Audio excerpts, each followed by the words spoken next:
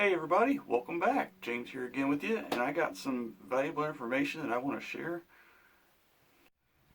You might find it very interesting, I hope, anyway, so keep watching and let me show you what I'm talking about.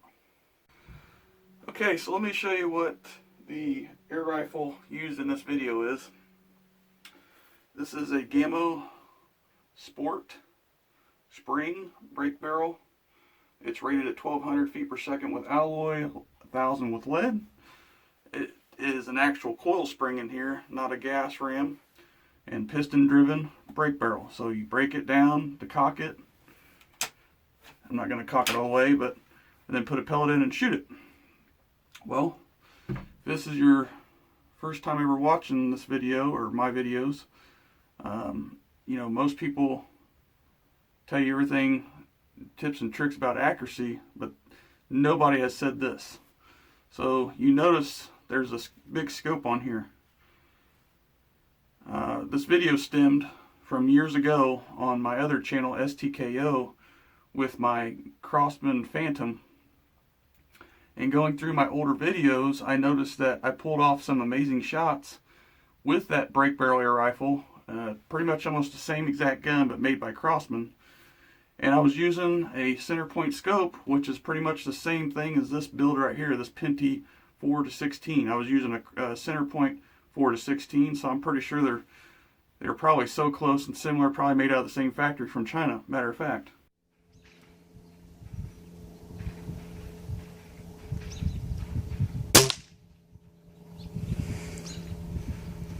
Woo!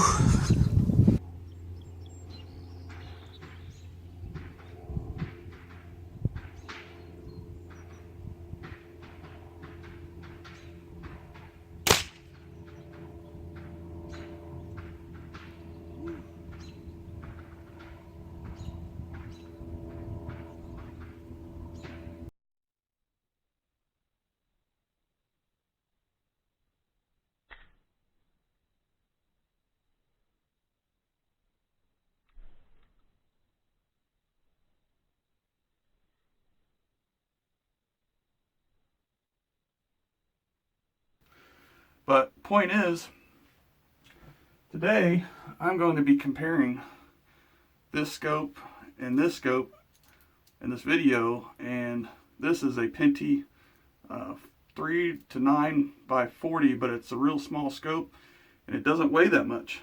So altogether, right here as you see it holding this up with the rings and all, this setup weighs 18 ounces. This scope mounted with the actual mount, one-piece mount, weighs 26 ounces. So through some testing I did, I want to show you, seems to be that a brake barrel gets more accurate with more weight on it, and I want to share that with you today. So let's get to it.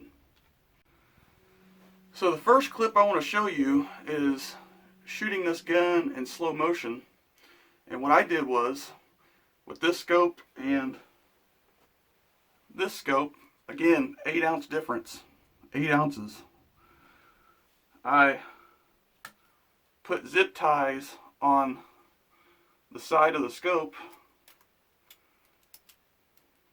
to measure or get an idea of how much vibrations are coming off of this gun. Just like that, when I pulled the trigger in slow motion, I noticed a huge difference. So let's check it out.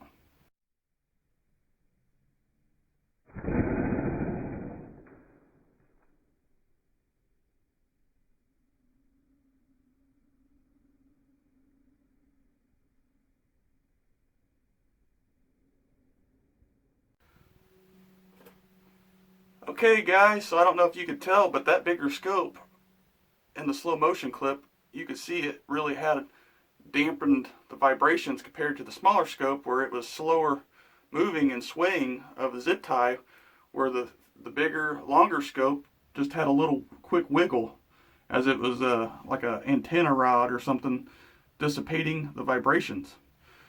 So with that knowledge that I just learned, I turned around and shot this break barrel air rifle in an enclosed environment at 10 yards away with these Gamo Hunter 177 cal pellets, which I don't know exactly if these are matched to that gun or not. The point is, I just wanted to see if there was a huge difference at 10 yards in an enclosed environment, perfect conditions, no wind, nothing like that, shooting free-handed like this, standing. And I shot at paper plates to take a measurement. So let's check it out.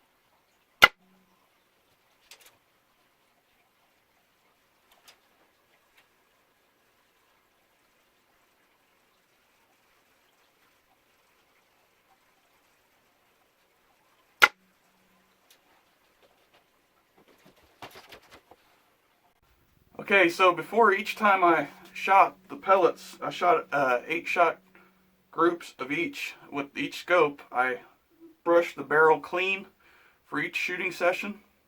So I want to show you this. Here's the 18-ounce scope. As you can see, the farthest shots here with a clean barrel, center to center, was about 2 inches. And then they started to cluster up right here pretty decent the last couple shots as the barrel is getting acclimated to the pellet. So then I shot the 26-ounce scope. I mounted that on with the one-piece scope base. Same pellet, and then I brushed the barrel again prior to shooting the group, 8-shot group, and this is what it came out to be. So the center to center shots, farthest shots out of the clean barrel, were about 1 inch or so. 8 shots. And the last 4 of them actually went into the same hole. So I hope you guys found this information very interesting, which I thought I did. I mean, it was crazy how that big of a difference, even offhand, it made with 8 more ounces on top of the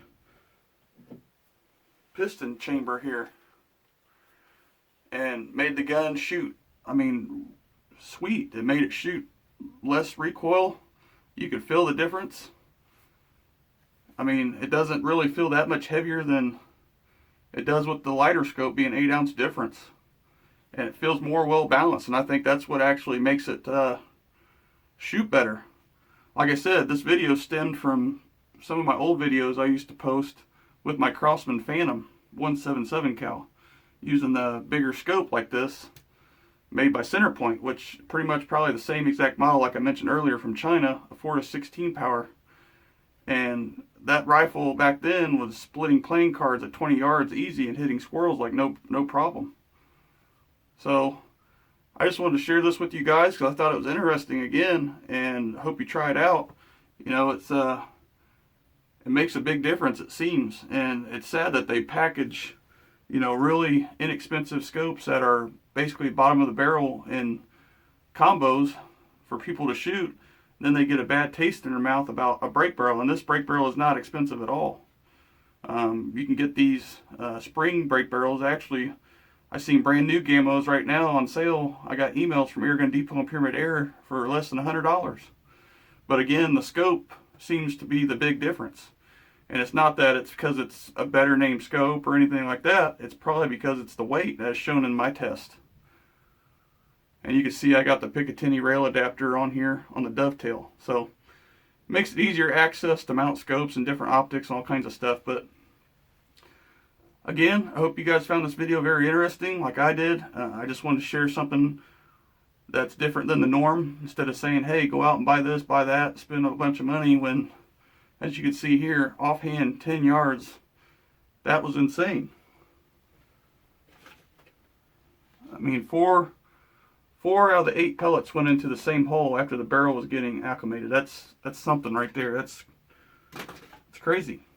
Now, I'm not saying that the smaller scope was a bad scope. It shot really well for me. As you guys seen my previous videos reviewing it on this gun, it shot really well. But it seems that this bigger one, again, makes the gun more well balanced and takes away the vibrations, as if the little one doesn't. The smaller scope that weighs less does not. So, alrighty guys, again, if you liked the video, please comment, like, and share. As always, thanks again, and check out STKO's channel also. The link will be in the description below. If you haven't already, subscribe to that.